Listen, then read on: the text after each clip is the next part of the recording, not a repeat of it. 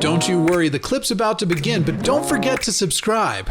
Or else. Don't make me turn this website around. Last call for today. Mathew in Tennessee, one of my favorite places. If you don't mind, I don't want to pry, but awesome. Roughly where in Tennessee? Knoxville, Tennessee. Knoxville. Oh, nice. How can I help? Yeah. Oh, you messaged me, didn't you? Lately, but from you and just a lot of the other people that are on the YouTube and people you probably know, I've been kind of exposed to the no free will arguments, and I don't know all the words. I know the compatibilism and things like that come into play, and I haven't quite nailed down all the terms, so forgive me on that. Yeah, no worries. But I find myself being frustrated because I do have a lot of the conversations, much like many of them that you had this evening on the show. And I'm sorry, I'm very nervous, so pardon me. Oh, you'll be fine. Cool. So when I'm having these, after being exposed to this stuff for probably a few months now, over the since the pandy hit, just taking in a bit more of the free will argument stuff, I'm buying that, I guess, is the only way to say it. Like, that makes sense to me, and it follows. And so when I'm having arguments that are of a more social ilk,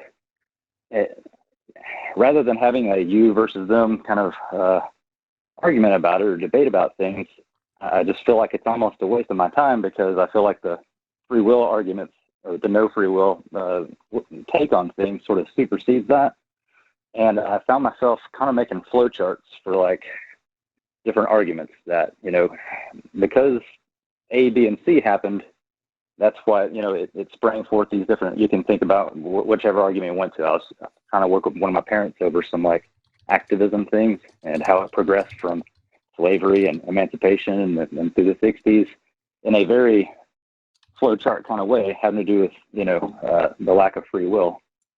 And so having it, I felt like the more that I just have a regular, more conventional argument with somebody about, well, these folks over here are doing these folks wrong and stuff, seems like I'm losing ground. Like, I don't even believe in the argument as much as I do just the no free will concept. I'm going to shut up and let you.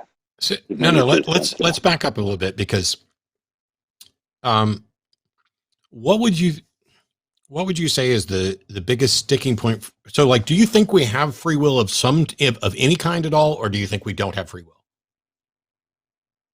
Yeah, I think there are kind of like two definitions you could nail on it. One is you couldn't have done otherwise, and then the other one is the difference between me giving you $1 and you taking $1 from me. Sure, but I mean, so there's is that. Well, okay. Let me ask this in. What's the sticking point on that you're having a problem with? Like, is it about? I feel like I think there are major, problems that we have in society and all that. And when I have a few friends that are, I don't know, I don't mean to say that their arguments are superficial, but they're addressing it in such a us versus them kind of way that it seems unfruitful. That if you could take the person who let's face it, there are some arguments that are just coming from a fraudulent foundation. You know what I'm saying? Like, they have no basis in, I don't want to say reality. They have no basis in like truth or goodness or anything like that. Like, basic, racism things and things like that are against people. And coming at it from you're just an asshole racist person and you need to straighten your shit up because it's totally wrong. Well, yeah, like slowly you can chip away on the foundation of an old convention and old institutions, but actually pointing out like the little bitty turns and motion through history and all that seems like and pointing out, so first you have to sell somebody on the no free will argument, but then if you can get that far, if you can start pointing it out in a more flowchart kind of way to where they have to, oftentimes in your arguments on different shows that you're on, you kind of get somebody to where they agree on one thing and then they agree on another thing and then they agree on something else, and you kind of have them, I don't want to say corner, but you nail them down, you're painting them into a corner. And doing that just seems a lot better, like you actually gain ground. Because I don't waste any time having a discussion about whether or not they think there's free will. For the people who think there's no free will, one of the big concerns is, well, if there's no free will, then I didn't come to any of my decisions on my own. So if I'm a racist, it's not my fault. However, Right. whether or not you had free will doesn't matter. My car, I think we can all agree that that laptop doesn't have free will. And yet the laptop is still broken and it needs to be fixed. And so we take the appropriate steps to fix that laptop. In the same way, if someone is a violent criminal, they have a brain that is not conducive to functioning along with the rest of society, and we have to take some steps. Hopefully those steps involve reforming that person so that they're no longer that danger. But at a minimum, we prevent them from continuing to do harm to other people. And it doesn't matter one bit whether or not they acted on their own free will, or whether they have libertarian free will, or whether they could have done better, or whether if we rewound the clock, it would have been different. This notion about holding an individual agent responsible for their actions has nothing to do with free will. This is one of the areas where Sam and I were in agreement. And actually, I'm pretty sure that Dennett is in agreement too. He's just willing to call what we have free will. By the way, Dennett has a new book out, which I have, but I haven't had time to read yet. It's called Just Desserts. It is, or Just Deserts, actually. They did it with one S for the amusement, I think.